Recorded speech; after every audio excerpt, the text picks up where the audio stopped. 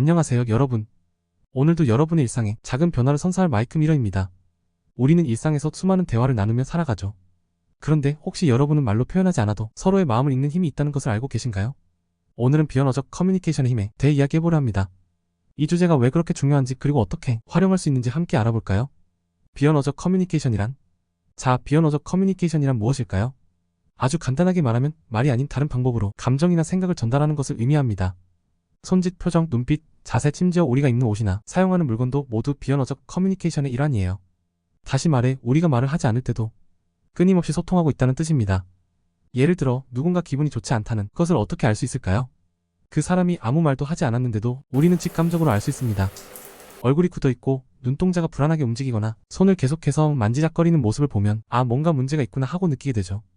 이것이 바로 비언어적 커뮤니케이션의 힘입니다. 비언어적 커뮤니케이션의 중요. 비언어적 커뮤니케이션이 중요한 이유는 무엇일까요? 우리는 흔히 말을 통해 상대방과 소통한다고 생각하지만 사실 비언어적 요소가 훨씬 더 큰 영향을 미칩니다.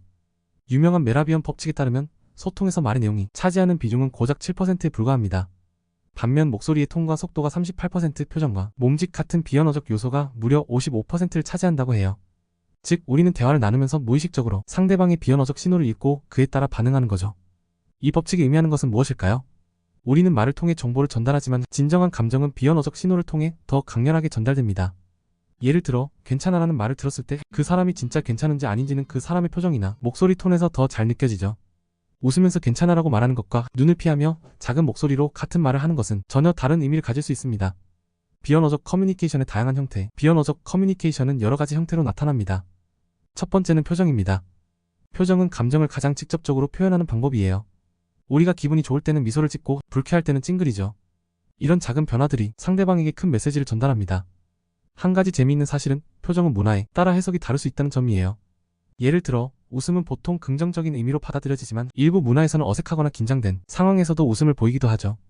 이처럼 표정은 보편적인 감정 표현이지만 문화적 배경에 따라 다르게 해석될 수 있다는 점도 기억해두면 좋습니다. 두 번째는 몸짓입니다.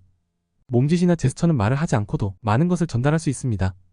예를 들어 손을 흔드는 것은 인사를 의미하고 고개를 끄덕이는 것은 동의를 나타내죠.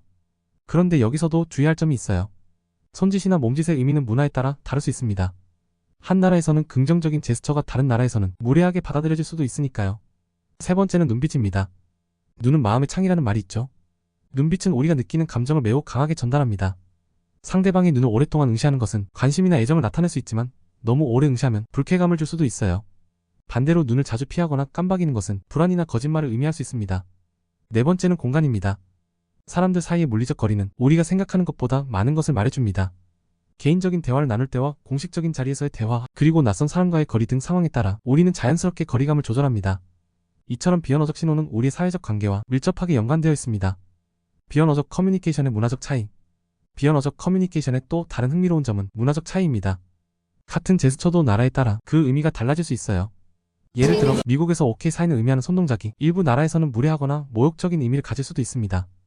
또 눈을 맞추는 것이 서구 문화에서는 중요하게 여겨지지만 동아시아 일부 지역에서는 지나치게 직설적인 행동으로 보일 수 있습니다. 또 다른 예로 우리는 한국에서 공공장소에서의 정숙을 중요하게 여기죠. 지하철이나 버스에서 큰 소리로 대화하는 것을 꺼려하는데 이는 비언어적 커뮤니케이션의 일환으로 우리 사회가 공공장소에서의 조용함을 소중히 여긴다는 신호입니다. 반면 일부 다른 나라에서는 사람들이 더 자유롭게 대화하는 모습을 볼 수 있죠. 비언어적 커뮤니케이션을 효과적으로 활용하는 방법. 그렇다면 우리가 비언어적 커뮤니케이션을 일상에서 더 잘 활용할 수 있는 방법은 무엇일까요? 첫 번째로 상대방의 비언어적 신호를 잘 읽는 것이 중요합니다. 말을 하지 않아도 상대방의 감정이나 상태를 이해하려 노력해보세요. 상대방의 표정, 몸짓, 눈빛을 통해 그들의 진심을 읽어낼 수 있을 겁니다. 두 번째로 자신의 비언어적 신호에 주의하는 것이 필요합니다. 말로 하는 것보다 더 강력하게 전달될 수 있는 것이 바로 우리의 표정이나 몸짓이에요. 긍정적인 메시지를 전달하고 싶다면 얼굴에 미소를 띠고 열린 자세로 상대를 맞이해보세요. 또한 말과 비언어적 신호가 일치할 때 더 신뢰를 줄 수 있다는 점도 기억하세요. 세 번째로 문화적 차이를 존중하는 것이 중요합니다.